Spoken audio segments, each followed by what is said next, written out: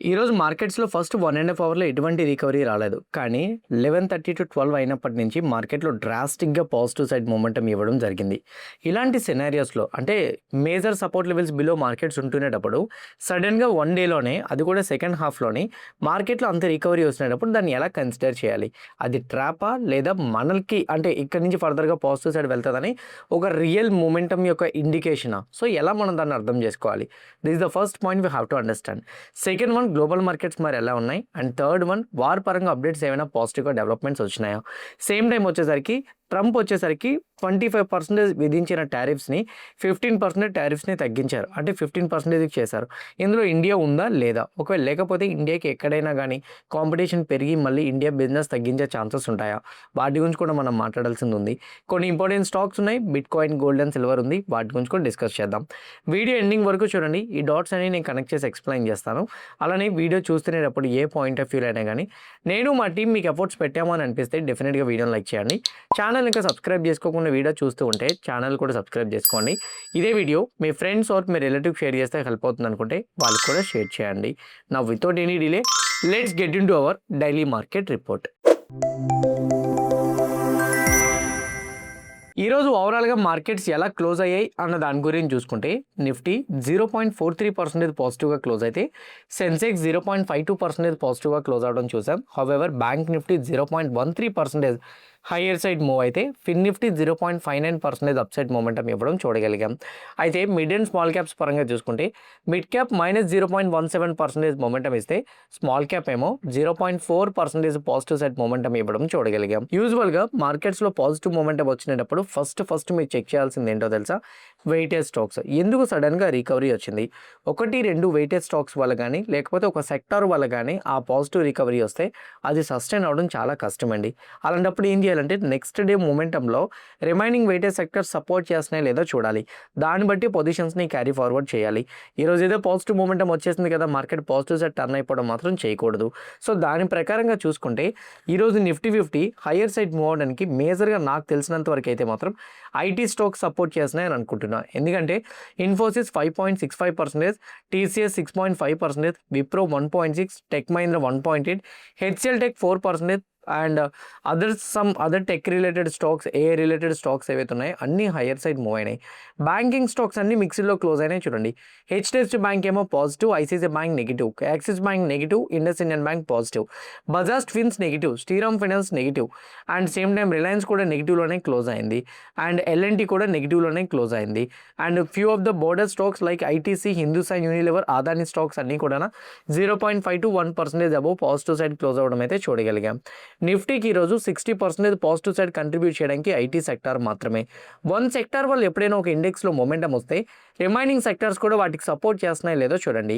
Remaining sectors కానీ వాటికి support చేయకపోతే మాత్రం అంత స్ట్రాంగ్గా ఈ పాజిటివ్ మొమెంటంని మనం ఎక్స్పెక్ట్ చేయలేము.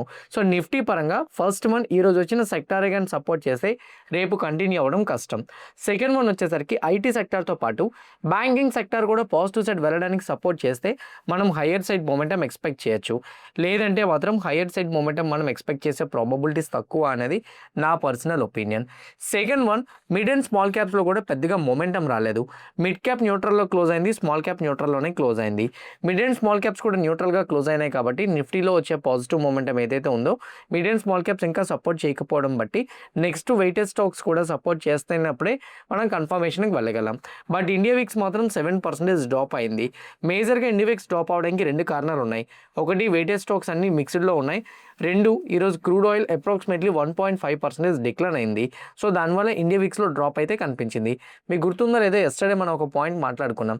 విక్స్ అనేది డ్రాస్టిక్గా 18-20 అలా మూవ్ అవడం స్టార్ట్ అవుతుంటే మార్కెట్లో అగ్రెసివ్ సెల్లింగ్ వస్తుంది, లేదా మార్కెట్ జస్ట్ వాల్టైల్గానే మూవ్ అవుతుందని. విక్స్ ఇప్పటికీ కూడా 15 దగ్గర 16 దగ్గర సస్టైన్ అవుతుంది కాబట్టి అగ్రెసివ్ సెల్లింగ్ అయితే రాదు.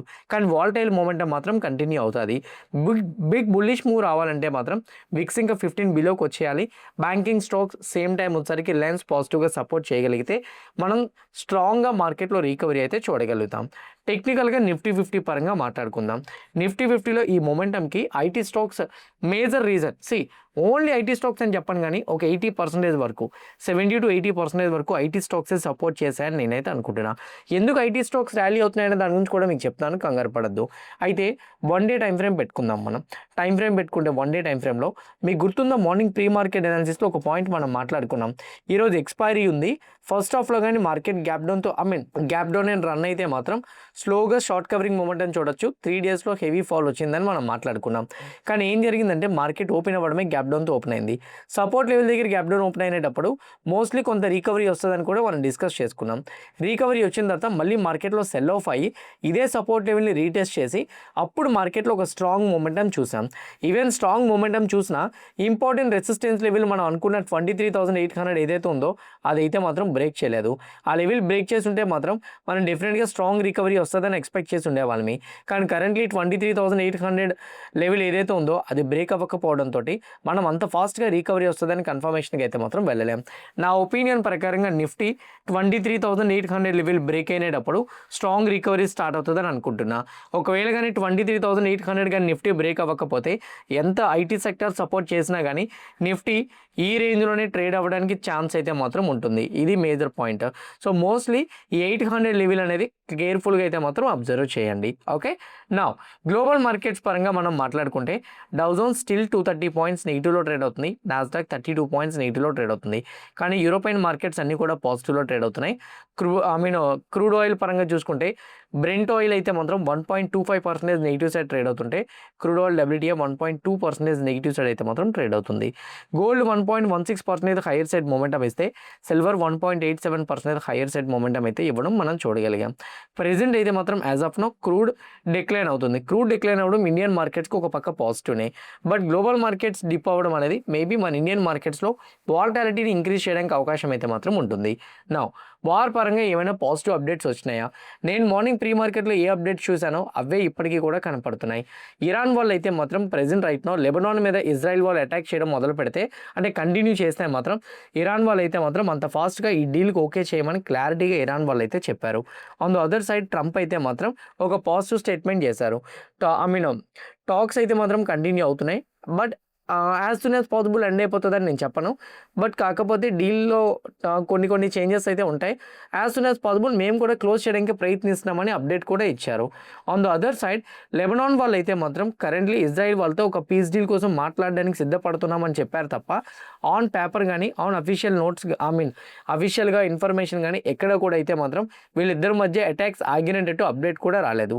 ఇన్ఫ్యాక్ట్ నేను గూగుల్లో చెక్ చేసినప్పుడు కూడా ఇరాన్ వాళ్ళ అఫీషియల్స్ అయితే మాత్రం మోస్ట్లీ యుద్ధాన్ని రెన్యూ చేయడానికి రెడీగా ఉన్నామని అండ్ యుద్ధాన్ని ఆపడానికి అయితే మాత్రం ట్రంప్ మా యురేనియంని కంప్లీట్గా ఇచ్చేయమని చెప్తున్నారు. అలా అయితే మాత్రం జరగదు. ఆన్ టేబుల్ మేము కండిషన్స్ అన్నీ ఫేవరబుల్గా మాకు ఉన్నాయని అనుకుంటేనే మోస్ట్లీ యుద్ధాన్ని ఎండ్ చేస్తాం, లేకపోతే ఎండ్ చేయడం కష్టమని ఇరాన్ కూడా చెప్తుంది. ట్రంప్ అయితే చాలా వరకు అవకాశాలు ఇచ్చాము, ఇక మీద ఫర్దర్గా అవకాశాలు ఇస్తే మాత్రం డెఫినెట్గా అది మాకు కూడా ఎకానమిక్ పరంగా ఇంపాక్ట్ పడుతుంది. మేమైతే మాత్రం యురేనియం ఎన్రిచ్మెంట్ వాళ్ళు చేస్తామంటే ఒప్పుకోము. మా ఫస్ట్ పాయింట్ అదే అని ఇంకో పక్క యూఎస్ వాళ్ళు కూడా చెప్తున్నారు. వార్ ఇష్యూస్ పరంగా ఏది కూడా ఎస్కలేషన్ అవుతున్నది ఏదైతే ఉందో అది డీఎస్కలేట్ అవ్వలేదు. వార్ ఇష్యూస్ ఇలానే కంటిన్యూ అవుతున్నాయి. క్రూడ్ డిక్లైన్ అవుతుంది కానీ హెవీ క్రాష్ రాలేదు. ఇండియా విక్స్ 15 అబోవ్ ఉంది, 15 బిలోకి ఇంకా రాలేదు. వెయిటేజ్ స్టాక్స్ న్యూట్రల్గా ఉన్నాయి. ఐటీ స్టాక్స్ మాత్రం మేజర్గా సపోర్ట్ చేస్తున్నాయి. అందువల్ల మార్కెట్స్ ఈరోజు రికవరీ వచ్చిందని నేను అనుకుంటున్నా. వార్ పరంగా నెక్స్ట్ 2 డేస్లో కానీ ఏదైనా పాజిటివ్గా డీల్ క్లోజ్ అయినట్టు అప్డేట్ వస్తే మాత్రం అది మనం పాజిటివ్ సైడ్ ఎక్స్పెక్ట్ చేయొచ్చు. రెండు వచ్చేసరికి నిఫ్టీ 50కి ఫైనాన్షియల్ సెక్టర్ కూడా పాజిటివ్గా రికవరీ అవ్వడం కనపడితే మాత్రం నిఫ్టీ 50లో ఒక స్ట్రాంగ్ రికవరీ చూస్తాం. 3 టెక్నికల్గా నిఫ్టీ 50 23,800 బ్రేక్ అయినప్పుడే బుల్లిష్ టర్న్ అవ్వండి, లేకపోతే మాత్రం మార్కెట్లో హ్యూజ్ వాలటాలిటీ మనం చూడడానికి ప్రాబబిలిటీస్ అయితే మాత్రం ఉంటాయి. నా ట్రంప్ 15% టారిఫ్ని దేని మీద తగ్గించారు అని అంటే అగ్రికల్చర్ రిలేటెడ్గా లైక్ బుల్డోజర్స్ కానీ ఇట్లాంటివి ఉంటాయి కదా. లైక్ సేమ్ టైం వచ్చేసరికి సమ్ అదర్ వెహికల్స్ ఉంటాయి కదా, లైక్ ట్రాక్టర్స్ కానీ, సో ఈ ఫార్మింగ్ రిలేటెడ్ ట్రాక్టర్స్ వాటికి యూజ్ చేసే మెటల్స్ అవన్నీ కూడా యూఎస్ దగ్గర నుంచే కొనుక్కుంటే 95% ఉన్న స్టీల్ అనేది యూఎస్ నుంచి కొనుక్కునేటట్టు అట్లీస్ట్ 85% అయినా వెహికల్ కనపడితే టారిఫ్స్ని కంప్లీట్గా తగ్గిస్తానని చెప్పారు. This the first positive update. రెండోది ఇంకోటి ఏంటంటే 25% ఉన్న టారిఫ్ని అగ్రికల్చర్ రిలేటెడ్గా సెక్షన్ 232 ప్రకారంగా అయితే మాత్రం 25% ఉన్న టారిఫ్ ఏదైతే ఉందో దాన్ని 15% రెడ్యూస్ చేస్తానని కూడా చెప్పారు.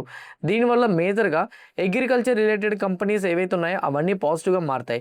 సో బయట దేశాల నుంచి ఇప్పుడు యూఎస్కి అగ్రికల్చర్ రిలేటెడ్ ప్రొడక్ట్స్ కానీ ఇంపోర్ట్ అయితే మాత్రం అది ఈవెన్ ఆటో సెక్టార్లో అయినా కానీ అగ్రికల్చర్ రిలేటెడ్గా ఆటో సెక్టార్ ప్రొడక్ట్స్ అయినా కానీ కాస్ట్ అయితే మాత్రం తగ్గే ఛాన్సెస్ ఉంటాయి. కానీ ట్రంప్ చెప్పిన టారిఫ్స్లో అయితే మాత్రం ఇండియా అయితే మాత్రం లేదు. యూఎస్, మెక్సికో, కెనడా అగ్రిమెంట్ అయినాయని కూడా చెప్తున్నారు.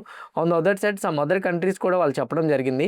European union, south Korea, Japan, UK, Taiwan లాంటి కంట్రీస్ మీద ఈ ఇంపోర్ట్ యొక్క టారిఫ్స్ని తగ్గుతాయని చెప్పారు. ఇండియా పరంగా అయితే మాత్రం లేదు. సో దీనివల్ల ఇండియా ప్రొడక్ట్స్కి కాంపిటీషన్ పెరిగే ఛాన్సెస్ ఉన్నాయి. కానీ ఇండియా పరంగా స్పెషల్గా 99% మోస్ట్లీ డీల్ కన్ఫర్మ్ అయిందని చెప్తున్నారు. యూఎస్ అఫీషియల్స్ ఇప్పుడు ఢిల్లీలో ఉన్నారు, నిన్ననే వచ్చారు, ఇంకో 2 days ఉంటారు. ఈ 4 daysలో ఇండియా యూఎస్ ట్రేడ్ డీల్లో కానీ పాజిటివ్ అప్డేట్స్ రాగలిగితే మాత్రం ఇండియా రిలేటెడ్గా టారిఫ్స్ పరంగా ఏవైతే స్టాక్స్ అండర్ పెర్ఫార్మెన్స్ చేసినాయో ఆ టైంలో ఇప్పుడు అవి రికవరీ అవ్వడానికి ప్రాబబిలిటీస్ ఎక్కువగా ఉంటాయి. On the other side IT స్టాక్స్లో ఈరోజు హెవీ రికవరీ చూసాం. దానికి కూడా మేజర్ రీజన్ ఎస్టర్డే మేజర్గా వచ్చిన అప్డేట్స్, అంటే మెయిన్గా వచ్చిన అప్డేట్స్ ఏంటి అని అంటే ఏ రిలేటెడ్గా స్పెండింగ్ అనేది గ్లోబల్ పరంగా ప్రతి కంట్రీ కూడా ఇంక్రీజ్ చేస్తుంది. దీనివల్ల ఐటీ కంపెనీస్కి కొత్త రకమైన ప్రాజెక్ట్స్ వచ్చే ఛాన్సెస్ ఉంటాయి, వాళ్ళకి రెవెన్యూ కూడా పెంచుకోవడానికి అవకాశాలు ఉంటాయని న్యూస్ అప్డేట్స్లో కూడా వస్తున్నాయి. మేజర్గా ఇంకోటి కూడా ఉంది, ఐటీ స్టాక్స్ టెక్నికల్గా లాస్ట్ 1.5 yearలో హెవీగా డ్రాప్ అయ్యి ఉన్నాయి. షార్ట్ టర్మ్లో హెవీగా డ్రాప్ అయ్యి ఉండడం, కరెంట్లీ వచ్చేసరికి ఐటీ కంపెనీస్ గ్లోబల్ పరంగా కూడా రికవరీ అవ్వడం, ఈరోజు majority of the IT companies recovery అవ్వడానికి అయితే మాత్రం హెల్ప్ అయింది. ఇదే మొమెంటం ఉంటే ఐటీ కంపెనీస్ ఇంకో 10 to 15% మనం ఎక్స్పెక్ట్ చేసినా ఆశ్చర్యపోవాల్సిన అవసరం అయితే మాత్రం లేదు. On the other side bit coin పరంగా చూసుకుంటే డౌజన్స్ డ్రాప్ అవ్వడం అనేది బిట్ కాయిన్ని హెవీగా డ్రాగ్ చేస్తుంది. కరెంట్లీ బిట్ కాయిన్ 69,357 దగ్గర ఉంది. బేస్డ్ ఆన్ RSI టెక్నికల్గా నేను చెక్ చేసుకుంటే as of now bitcoin అయితే మాత్రం షార్ట్ టైంలో ఎక్కువగా ఫాలో అయినట్టే కనపడుతుంది. Currently RSI based on 1 day time frame చూసుకుంటే 26.06 దగ్గర అయితే మాత్రం ఉంది. లెస్ దెన్ 30 అయితే ఓవర్ సోల్డ్ సిచ్యువేషన్లో ఉండేటప్పుడు సడన్గా బిట్ కాయిన్ డ్రాస్టిక్గా రికవరీ అవ్వడానికి ఛాన్స్ ఉంటుంది. 68,000 next support level bit coin. ఇదే ఫాల్ కానీ కంటిన్యూ అయితే 68,000 వరకు చూస్తాం. అది కూడా బ్రేక్ అయితే మాత్రం 65,500 వరకు మనం డిప్ చూసే ప్రాబబిలిటీస్ ఉంటాయనేది నా పర్సనల్ ఒపీనియన్. ఒకటి, బిట్ కాయిన్లో మీరు లాంగ్ టర్మ్కి ఏదైనా ఇన్వెస్ట్మెంట్స్ ప్లాన్ చేసుకుంటే మాత్రం క్రూషియల్ సపోర్ట్ లెవెల్స్ దగ్గర ప్లాన్ చేసుకోండి. ఒకటి 71,000, నెక్స్ట్ వన్ 65,000, అది బ్రేక్ అయితే మాత్రం డైరెక్ట్గా 60,000. ఇలాంటి క్రూషియల్ సపోర్ట్ లెవెల్స్ ఉన్నాయి. వీటి దగ్గర స్లోగా మీరు యావరేజ్ చేసుకోగలిగితే మీకు బెటర్ ప్రైస్ అనేది యావరేజ్ అయ్యి ఫర్దర్గా రికవరీ అయినప్పుడు మంచి రిటర్న్స్ గెయిన్ చేయడానికి ప్రాబబిలిటీస్ ఉంటాయనేది నా ఒపీనియన్. గోల్డ్ పరంగా ఎప్పుడైతే క్రూడ్లో 1.5% డిక్లేర్ అయిందో గోల్డ్ రికవరీ అవ్వడం స్టార్ట్ అయింది. కానీ గోల్డ్ అనేది 1 day రికవరీ అవ్వడం, 1 day పడడం అనేది సహజం. గుర్తుపెట్టుకోండి, వారికి ఒక ఎండ్ కార్డు పలికితే మాత్రం డెఫినెట్గా గోల్డ్ అండ్ సిల్వర్లో ఒక బిగ్ స్పైక్ అయితే కనపడుతుంది. క్రూషియల్ సపోర్ట్ లెవెల్ దగ్గర అయితే మాత్రం రెండు కూడా కన్సాలిడేషన్ అవుతున్నాయి. అయితే సపోర్ట్ లెవెల్ దగ్గర నుంచి క్రాష్ అవ్వచ్చు, లేదా సపోర్ట్ లెవెల్ దగ్గర నుంచి డ్రాస్టిక్గా రికవరీ కూడా అవ్వచ్చు. సో ఏం జరుగుతుంది అనేది మనం వెయిట్ చేసి చూస్తే కానీ అర్థం కాదు. గోల్డ్, సిల్వర్, బిట్ కాయిన్లో మీరు యాక్టివ్గా ట్రేడ్ చేద్దాం అనుకుంటే కింద కామెంట్ బాక్స్లో నేను డెల్టా ఎక్స్చేంజ్ రిఫరల్ లింక్ ఇస్తున్నా. ఆ లింక్ క్లిక్ చేసి అకౌంట్ ఓపెన్ చేసుకోండి. డెల్టా ఎక్స్చేంజ్ అకౌంట్ ఓపెన్ చేసుకున్న వాళ్ళకు ఉన్న మేజర్ బెనిఫిట్ ఒకటేనండి, 24/7 మీరు ట్రేడ్ చేయొచ్చు. ఎక్స్పైరీ ఉండు, విత్ లెవరేజ్ అయితే మాత్రం మీకు అవైలబుల్గా ఉంటుంది. నా స్టాక్స్ పరంగా మాట్లాడుకుంటే ఫస్ట్ వన్ మనం మాట్లాడుకోవాల్సిన స్టాక్ NHPC 6% డ్రాప్ అయింది. గవర్నమెంట్ కంపెనీ ఇది. గవర్నమెంట్ వాళ్ళు అయితే మాత్రం అప్రాక్సిమేట్లీ 8% డిస్కౌంట్తో 300 crore అమౌంట్ పెట్టి ఆఫర్ ఫర్ సేల్ ద్వారా సేల్ చేస్తానని చెప్తున్నారు. అండ్ అంతేకాదు వీళ్ళు చెప్తున్న దాని ప్రకారంగా ఎడిషనల్గా 3% అయితే మాత్రం green shoe option. Let's say example, అది ఎలా అంటే లైక్ ఇప్పుడు 4,300 crores వర్తున్న షేర్స్ని సెల్ చేస్తా అన్నారు కదా. సో ఒకవేళ కానీ సేల్ ఇంకా ఎక్కువగా అవ్వడానికి ఛాన్సెస్ ఉన్నాయని అనుకోండి, బై చేయడానికి ఎక్కువ మంది ఉన్నారనుకోండి, ఇంకో 3% అవసరమైతే అడిషనల్గా సెల్ చేస్తామని చెప్పారు. అందువల్ల ఈ స్టాక్లో డ్రాప్ వచ్చింది. మేజర్గా డిస్కౌంట్ ప్రైజ్కి సెల్ చేస్తానని చెప్పడంతో హెవీగా ఫాల్ అయితే చూడగలిగాం. అనంతరాజ్ కంపెనీలో ఈరోజు మనం స్ట్రాంగ్ మూమెంటం అయితే మాత్రం చూడగలిగాం. అనంతరాజ్ కంపెనీకి ఒక అప్డేట్ ఉంది. అదేంటంటే అనంతరాజ్ కంపెనీ వాళ్ళు డేటా సెంటర్ అండ్ అలానే క్లౌడ్ సర్వీసెస్ని డెవలప్ చేయడం కోసం, డేటా సెంటర్స్ని బిల్డ్ చేయడం కోసం 25,000 కోట్ల రూపాయలు ఇన్వెస్ట్మెంట్ చేస్తున్నామని చెప్తున్నారు. దీనికోసం హర్యానా గవర్నమెంట్ వాళ్ళు అయితే మాత్రం MOU సైన్ చేస్తూ ప్రాపర్ సపోర్ట్ కూడా ఇస్తామని చెప్పినట్టు క్లారిటీ కూడా ఉంది. అందువల్ల అనంతరాజ్ కంపెనీలో ఈరోజు హయ్యర్ సైడ్ మొమెంటం చూడగలిగాం. ACME సోలార్ హోల్డింగ్ కంపెనీలో ఈరోజు మొమెంటం హయ్యర్ సైడ్ అయితే మాత్రం చూడగలిగాం. మేజర్గా చూడడానికి రీజన్ ఏంటంటే కంపెనీ వాళ్ళు QIP ద్వారా 3,000 కోట్ల రూపాయలు ఫండ్ రైజ్ చేస్తున్నట్టు అప్డేట్ ఇచ్చారు. అంతేకాదు 294.13 per షేర్ అయితే మాత్రం బిల్ ఇచ్చారు. డిస్కౌంట్ ప్రైస్కి ఇవ్వడంతో ఒకేసారి అలాట్మెంట్ అయ్యి ఉంటుంది. అందువల్ల ఈ స్టాక్లో స్ట్రాంగ్ రికవరీ అయితే మాత్రం చూడగలిగాం. పారిస్ డిఫెన్స్ కంపెనీ అయితే మాత్రం ఈరోజు అప్సైడ్ మొమెంటం చూడగలిగాం. దానికి రీజన్ BL దగ్గర నుంచి ఆప్టిక్ సెగ్మెంట్ కోసం 53 crores ఆర్డర్ విన్ అయినట్టు అప్డేట్ కూడా ఉంది. దానివల్ల ఈ స్టాక్ హయ్యర్ సైడ్ మొమెంటం అయితే చూడగలిగాం. ఇవి మేజర్గా ఉన్న న్యూస్ అప్డేట్స్ అయితే. హోప్ క్లియర్ కట్గా నేను ఎక్స్ప్లెయిన్ చేసిన న్యూస్ అప్డేట్స్, ఇచ్చిన అనాలిసిస్, కనెక్ట్ చేసిన డాట్స్ మీకు హెల్ప్ అయినాయి అనుకుంటున్నాను. ఎవ్రీథింగ్ హెల్ప్ అయితే వీడియో లైక్ చేయండి. ఛానల్ ఇంకా సబ్స్క్రైబ్ చేసుకోకుండా వీడియో చూస్తూ ఉంటే ఛానల్ కూడా సబ్స్క్రైబ్ చేసుకోండి.